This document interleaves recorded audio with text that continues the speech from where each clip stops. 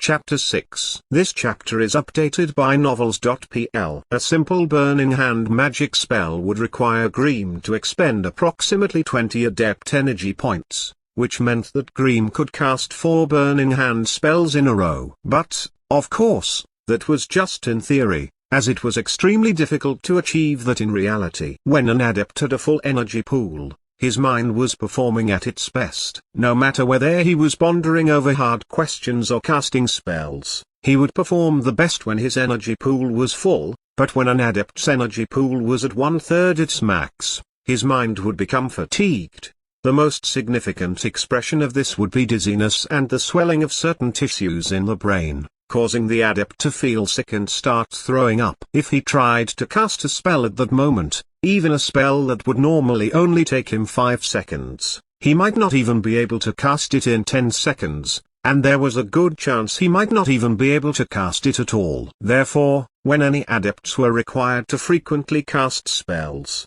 they did their best to conserve a portion of their spirit energy so that they could avoid all the negative side effects of spirit fatigue. From the symptoms Greem was having, it was clear that his energy pool was at less than 5%, and thus he was suffering from spirit fatigue. The only solution for this was to get a good night of sleep. After all, sleep is how a brain relieves itself. The chip was great, but it consumed a large amount of Greem's spirit energy when it was operating. Hence, once he realized that he was suffering from spirit fatigue, Greem struggled to his bed, threw himself onto it, and immediately fell asleep. The rest of the day passed as he slept, and the darkness of night settled over the swamp. Now the moon had raised itself high up into the dark sky, though its face was rarely seen through the dense clouds and fog. A deep silence reigned over the quiet swamp tower as many of its residents went to sleep. During this time, a tall and bizarre dark shadow suddenly appeared beside Greem's bed,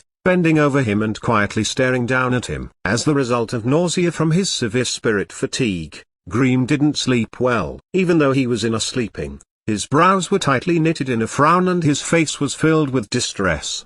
The bizarre-looking human figure had its back toward the moonlight, so its entire body was immersing in an indescribable darkness. No one would be able to clearly see its face, but no one could ignore the pair of blood-red eyes flickering on this unseen face. These eyes would make anyone who saw them shiver in fear. Blood, blood. I need blood. The dark shadow tremblingly stretched out both arms, as if to grab Greem's neck, but, for some unknown reason, it always retracted back, as if it was reluctant to do whatever it was trying to do. Its behaviors seemed to suggest that it was experiencing a fierce mental battle within itself. Also, it kept mumbling the same words over and over again, showing the intense struggle happening within. After a few minutes, it seemed to gain control of itself. It paused for a moment, then stared at Greem, who was completely unaware as to what was going on around him. A few moments later, it turned around and jumped out of the window. This window was on the outside of the tower. This meant that there was a formidable magical formation attached to it, which would make it impossible for any outsider to roam freely in this place. But,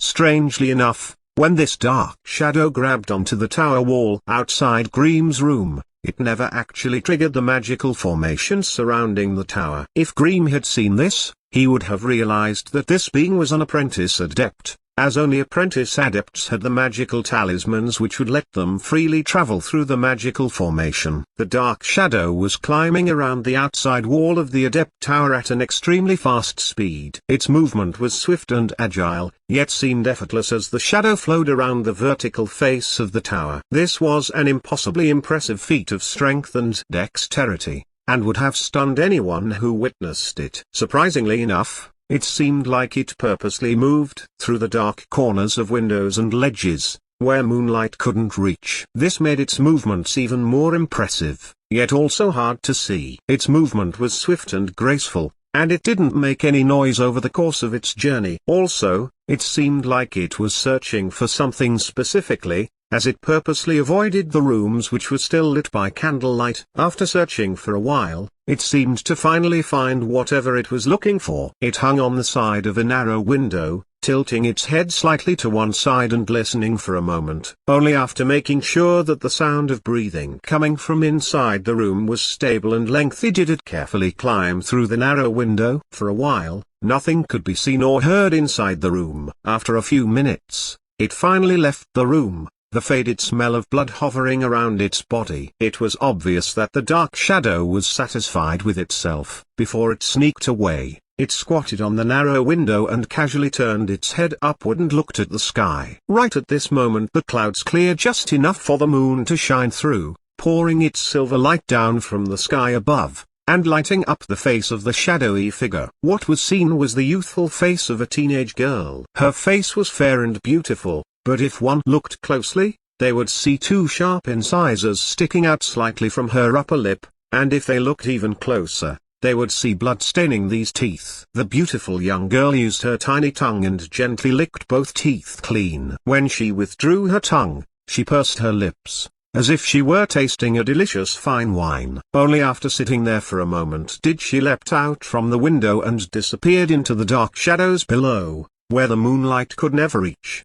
The next day, Grimm was woken by a rapid knocking at his door. Grimm shook his head, which still felt dizzy. Then he got up and opened his door. To his surprise, he found three people standing outside: apprentice leader Anxorus, apprentice Ellen, and apprentice Fenra. The position of apprentice leader was personally assigned by Great Master Anderson, and Anxorus was the current apprentice leader. Therefore his status was supreme amongst all the apprentice adepts. Most of the time, he would perform apprentice management duties on behalf of the Great Master, managing all the apprentice adepts inside the tower. Also, as he possessed the strength of an intermediate apprentice, thus all lesser apprentices had to obey his orders. If someone antagonized him, he could easily put that person on a path to death, and they would never know that they had been set up. As for the other two men, Ellen and Fenra, they were just beginner apprentice adepts, just like Grimm, but both of them were good at butt kissing,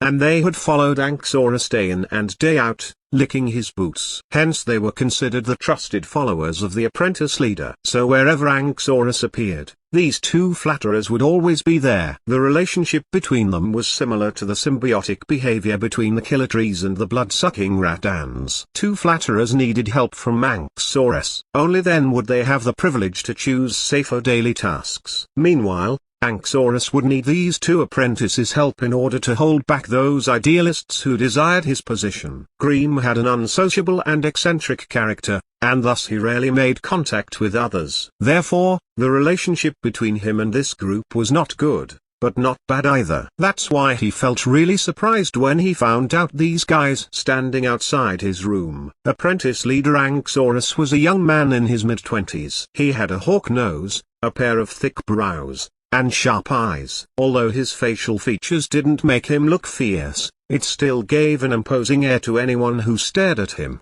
The moment when the wooden door opened up, Anxorus' flashing glance immediately fell on Grimm's face, indistinctly making Grimm feel as if his skin had been burned. Grimm felt a small shock in his heart.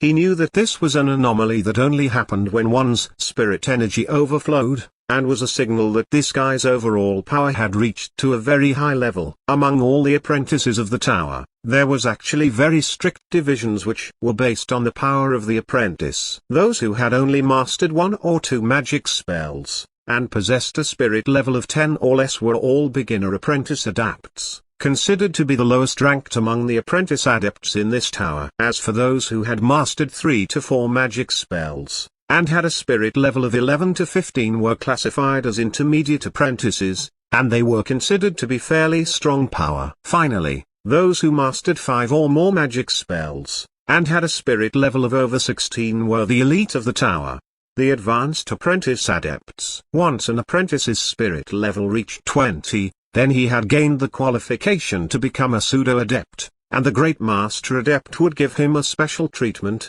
preparing himself for the ceremony which would mark them becoming an official adept. One must note that, currently, there were no real pseudo-adepts in this swamp tower. As for this Anxorus, although it was unknown how many magic spells he had mastered, but, with the help from some unique magic items, sometimes he was able to unleash a power which not weaker than that of an advanced apprentice. Within the tower, There were only 3 people who had reached the level of advanced apprentice: Hawkeye, Evil Bugs, and Madwoman. Of course, these were not their real names, but nicknames. Hawkeye was Clutter, a frightening guy from the West Coast. In order to strengthen his own power, he actually replaced one of his eyes with a hawk's eye. This gave him some bizarre abilities. Evil Bugs was Actean. He was even more bizarre than Hawkeye. He went as far as raise a swarm of horrifying bugs with his own blood and flesh. When fighting with him, a single careless mistake in battle would end with being eaten by thousands of bugs. As for the last one, Madwoman,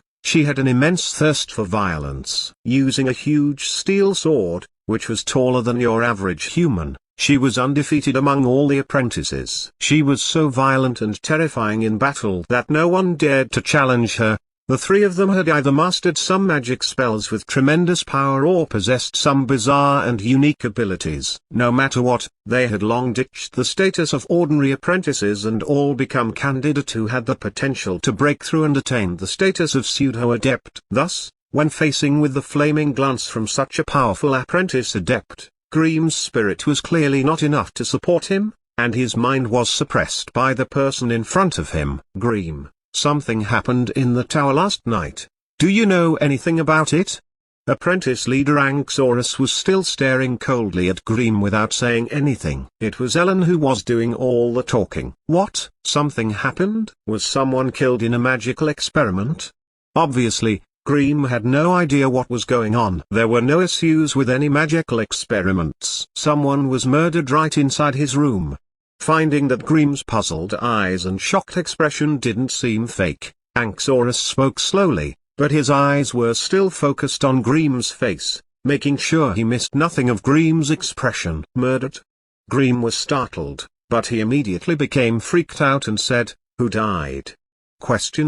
Although from time to time apprentice adepts died in accidents in this swamp tower, most deaths happened while on dangerous missions or from accidents in bizarre magical experiments. Not once had an apprentice adept been murdered by someone before. After all, every single apprentice adept was a precious treasure for Great Master Adept Anderson, so he would never allow his apprentices to murder each other. Once something like this discovered by him, those who violated his will would definitely be severely punished. Murit. Grimm frowned. He knew this Murit. That guy was just an ordinary apprentice who had only mastered one magic spell. That was all he knew. The only other thing he could remember was that this guy had a face full of freckles, and was younger than him. So why are you guys here? We need to check your room. This is not out of spite against you, as we are checking every apprentice's room. Anxorus said with a cold manner.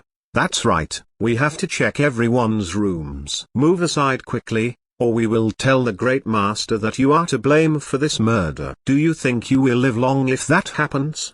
No doubt Fenrir was the biggest nuisance here, spitting out threats against Grimm. Grimm felt anger well up in his heart, but he gritted his teeth and slowly pressed it down. They were checking everyone's rooms. Would you have the guts to check Hawkeye's room? How about Evil Bug's room? Or maybe Madwoman's room? You guys would turn around and walk away if Madwoman was standing in front of you. Though his heart was full of rage, Grimm simply frowned. He hesitated for a